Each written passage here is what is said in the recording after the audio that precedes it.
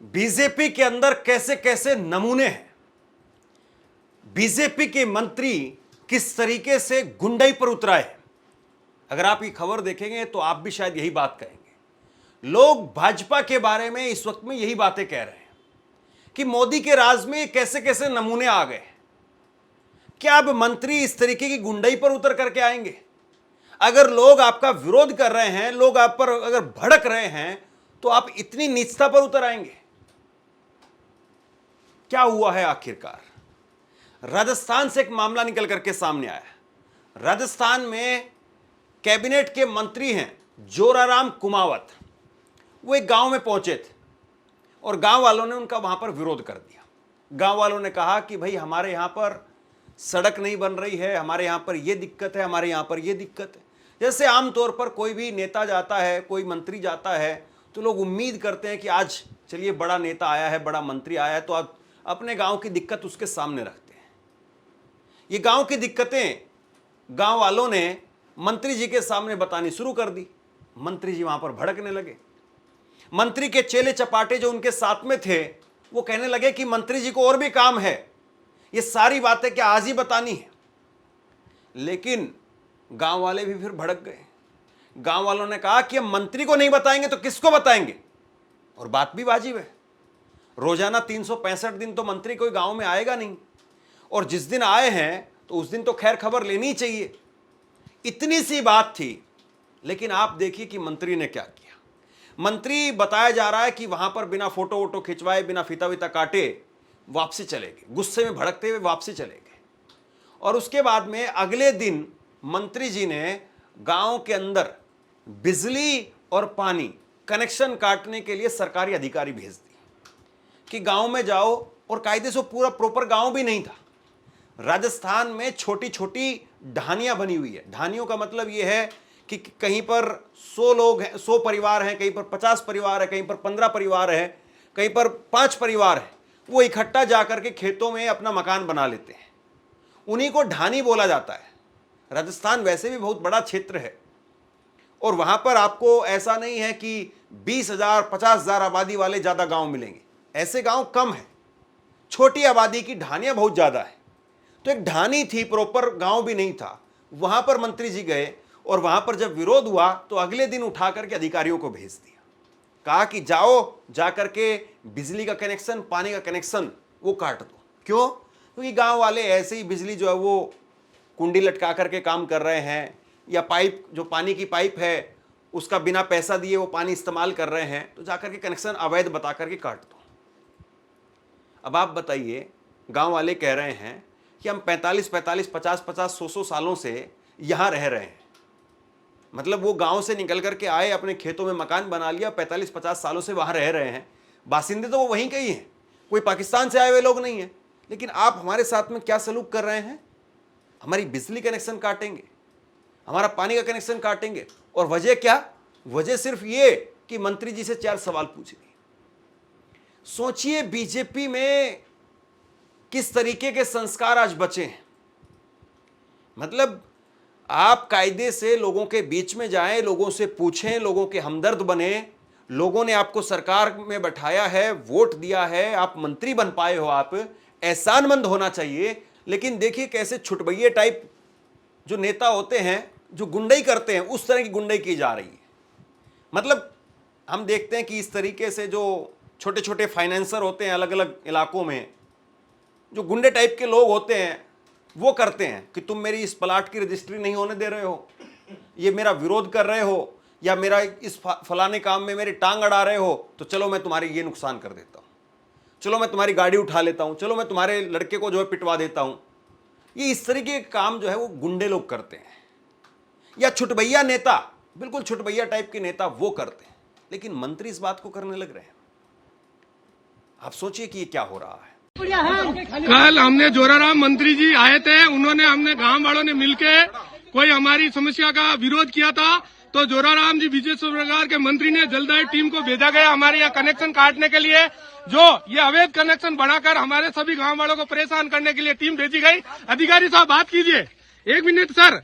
एक मिनट बात कर दीजिए। ये अधिकारी महोदय आए हैं जो हमारे कनेक्शन काट रहे हैं, जबकि बीजेपी सरकार के कार्यकर्ता है, वो कार्यकर्ता सभी पानी बेचने के लिए कनेक्शन किया गया है। और ये सब देखो गरीब परिवार खड़े हैं, इनके कभी पानी नहीं आता है, क्योंकि हमने बीजेपी सरकार के मंत्री को कल विरोध किया था, ज्ञापन दिया था। ये परिणाम है बीजेपी सरकार का। कायदे से ऐसे मंत्री का इस्तीफा हो जाना चाहिए। क्या इस्तीफा नहीं तो कम से कम उससे मंत्रालय जरूर ले लेना चाहिए। कि आप कर क्या रहे हैं? ये जनप्रतिनिधि रहने के लायक नहीं है। ऐसे आदमी को कुर्सी से उतार देना चाहिए। जो आदमी अपने खिलाफ चार बातें अगर नहीं सुन पाता है तो आदमी नेता रहने के लायक नहीं है। नेता का मतलब यही है कि आप लोगों की बात को सुनेंगे, आप लोगों के हक में खड़े होंगे, उनके लिए काम करेंगे। आप इस तरह की गुंडाई करेंगे। और देखिए गांव के लोगों की दिलेरी है। चीखते हुए गांव के लोग कह रहे हैं, चिल्ला करके कह रहे हैं कि कल हमने मंत्री का विरोध किया, इसलिए आज ये अफसर भेज दिए। इस बात को कायदे से जयपुर से लेकर के दिल्ली तक भाजपा के नेताओं को देखना चाहिए। और राजस्थान में वैसे भी लोग रोटी पलट देते हैं, 5 साल में सरकार पलट देते हैं। तो बीजेपी इस वहम में ना रहे कि हमने जो है वो सरकार बना ली है तो हम यहां पर सालों साल के लिए राजा हो गए हैं, तानाशाह हो गए हैं। राजस्थान के लोग वो भली भांति जानते हैं कि क्या करना है। और आप जिस तरीके से ये काम कर रहे हैं, वाकई ये काम लोकतंत्र में नहीं होता है। लोकतंत्र में ये होता है कि लोगों से जाकर के मंत्री पूछते हैं कि बताइए आपको क्या चाहिए। लेकिन यहां पर उल्टा हो रहा है। लोग अगर बोल रहे हैं कि हमें ये नहीं मिल पा रहा है तो आप गुंडई दिखा रहे हैं, उनके कनेक्शन काट रहे हैं। अब मंत्री का इस पर पक्ष नहीं आया सामने, लेकिन क्या पक्ष पूछेंगे आप? अगर ये ऐसा ही सब कुछ हो रहा है तो पक्ष बच कहां पर जाता है? इंडियन एक्सप्रेस अखबार ने भी इस पर विस्तार से खबर की है। इंडियन एक्सप्रेस अखबार ने खबर की है। आप ये मान सकते हैं कि हां, खबर में सच्चाई है। कांग्रेस और बाकी दल उस पर जो है वो हमला बोल रहे हैं बीजेपी के ऊपर। लेकिन मुझे लगता है कि ये बीजेपी के ऊपर हमला बोलने वाली बात नहीं है। कांग्रेस के नेताओं को चाहिए कि गांव के अंदर जाकर के टेंट लगा करके बैठ जाएं और उन अधिकारियों से निपटे। पहले जो अधिकारी वहां पर बिजली और पानी का कनेक्शन काटने के लिए आ रहे हैं, पहले उन अधिकारियों से पूछे कि तुम्हारे पास में क्या आदेश है तो जो तुम बिजली और पानी का कनेक्शन काटने के लिए यहां पर आ गए हो? किसने भेजा? क्यों आखिरकार गांव के लोगों को परेशान किया जा रहा है? लेकिन बात यह नहीं है दोस्तों। बात यह है कि बीजेपी में आज हिंदू मुसलमान अगर आप बोलेंगे, हिंदू मुसलमान की राजनीति करेंगे, अभी अगर आप पाकिस्तान मुर्दाबाद या मुसलमान जो है उनको लेकर के कुछ बोल देते तो यही मंत्री साहब जो है वो ऐलान कर देते गांव में कुछ न कुछ नया बनवाने का या कुछ और ऐलान हो जाता। लेकिन अब मुद्दों की बात होने लगी तो देखिए किस तरीके से परेशानी होने लगी। ऐसी एक वीडियो निकल करके सामने आई थी उत्तर प्रदेश से। उत्तर प्रदेश में बीजेपी के मंत्री जो कि बिजली मंत्री हैं, उनसे लोगों ने कहा, व्यापारियों ने कहा कि साहब सिर्फ 3-3 घंटे बिजली आ रही है। और इसके बाद में मंत्री जी ने कहा जय शंकर की, जय श्री राम, और निकल गए वहां से। 24 घंटे में 3 घंटा बिजली मिल रही है सर। एसडीओ बोर्ड लगा के बैठा है कि 11 बजे 4 बजे तक मिलेगी, उसके बाद नहीं मिलेगा। हम लोग बहुत परेशान हैं। हनुमान जी परेशान एक बीएचयू से चढ़ा के सरकार के साथ में पलीसा लगा रहे हैं।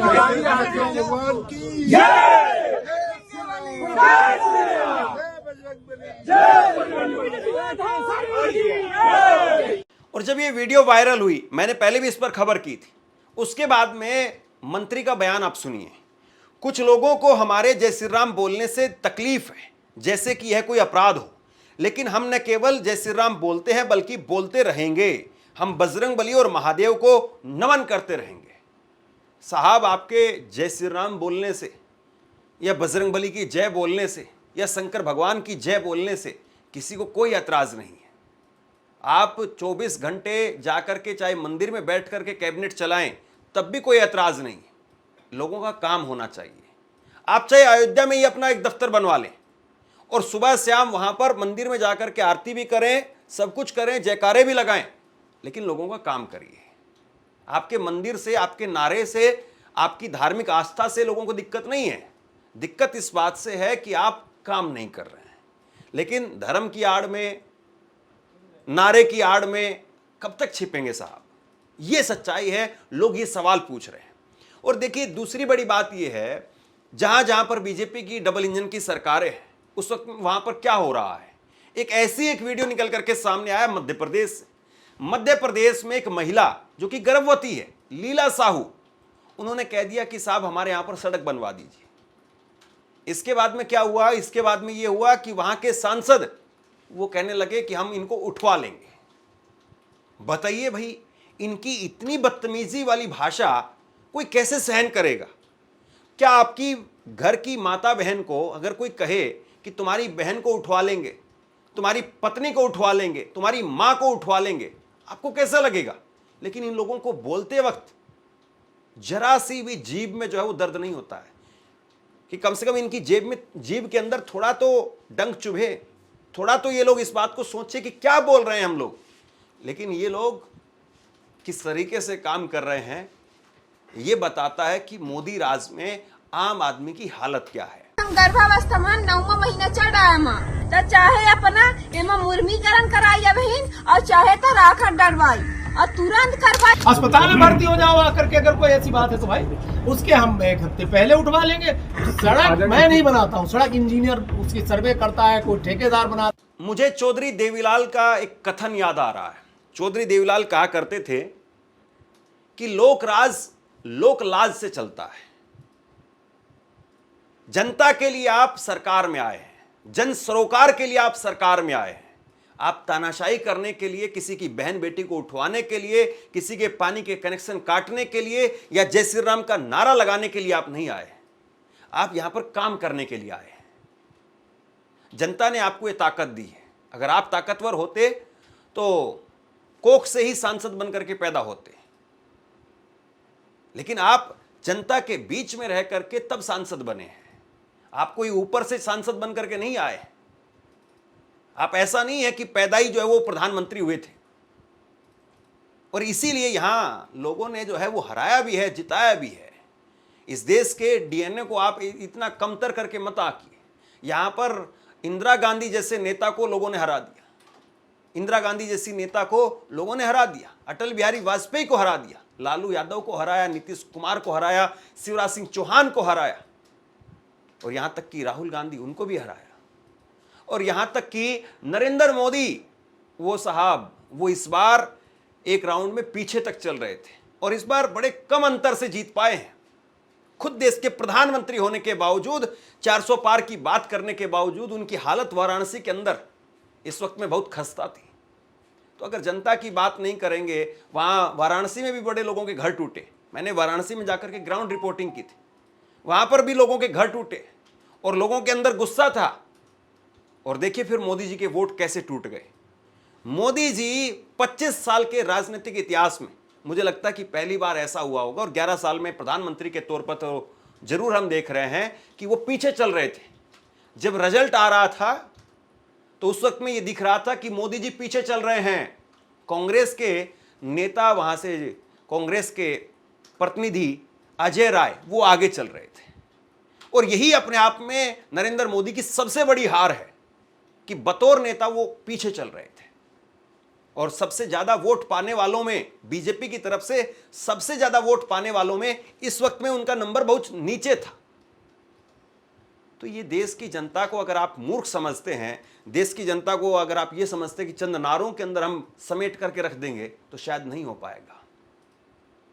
और दूसरी बड़ी बात यह है, लोगों को भी इस बात को समझना होगा कि जिस तरीके से लोगों के अंदर जागरूकता आ रही है, जैसे से जागरूकता आ रही है, लीला साहू ने जो मध्य प्रदेश में किया, या व्यापारियों ने जो उत्तर प्रदेश में किया, या राजस्थान में गांव के लोगों ने जो मंत्री जी के साथ में किया, ये चीजें अगर और होने लगेंगी, लोग सवाल अगर और पूछने लगेंगे, तो बीजेपी की इन सरकारों को, बीजेपी के इन नेताओं को भी समझना पड़ेगा कि अब ऐसे काम चलने वाला नहीं है। और इसकी एक बानगी देखिए आप, ये तस्वीर देखिए आप, ये तस्वीर है केरल की। केरल की ये तस्वीर है और केरल की सरकार ने एक फैसला लिया है। केरल की सरकार वो अपने स्कूलों के अंदर, सरकारी स्कूलों में अब इस तरीके से बच्चों को बैठाने की व्यवस्था करने जा रही है। यू शेप में बच्चों को बैठाया जाएगा। क्यों बैठाया जा रहा है ऐसे? ताकि कोई बच्चा बैक बेंचर न कहलाए, कि पीछे बैठने वाला बच्चा ना कहलाए।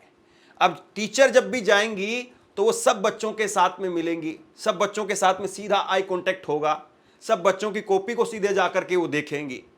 ये व्यवस्था कितनी अच्छी है। सोचिए कि ऐसी व्यवस्था को सबको अपनाना चाहिए। ये सब इसलिए हो पा रहा है क्योंकि केरल में पढ़े लिखे लोग हैं, केरल में सवाल पूछने वाले लोग हैं, केरल में सरकार को लोग कटघरे में खड़ा करने वाले लोग हैं, अंधभक्त लोग नहीं हैं। इसीलिए केरल की सरकारों को वो काम करना पड़ता है। ऐसा नहीं है कि केरल की सरकार तानाशाह बनकर के बैठ जाएगी सर के ऊपर। और ये बात बीजेपी के नेता जितनी जल्दी समझ जाएं उतना अच्छा होगा, वरना अभी तो ये लोगों ने जागना शुरू किया है। 140 करोड़ लोग हैं साहब, वो बोलना शुरू करेंगे, वो सवाल करना शुरू करेंगे तो आपके कान बहरे हो जाएंगे। इसलिए अच्छा है कि वक्त रहते अपनी तासीर को बदल लीजिए। जिस तरीके का आपका तरीका है इसको बदल लीजिए। इस खबर को शेयर कीजिए और आप क्या सोचते हैं नीचे कमेंट बॉक्स में लिख करके जरूर बताइए। धन्यवाद।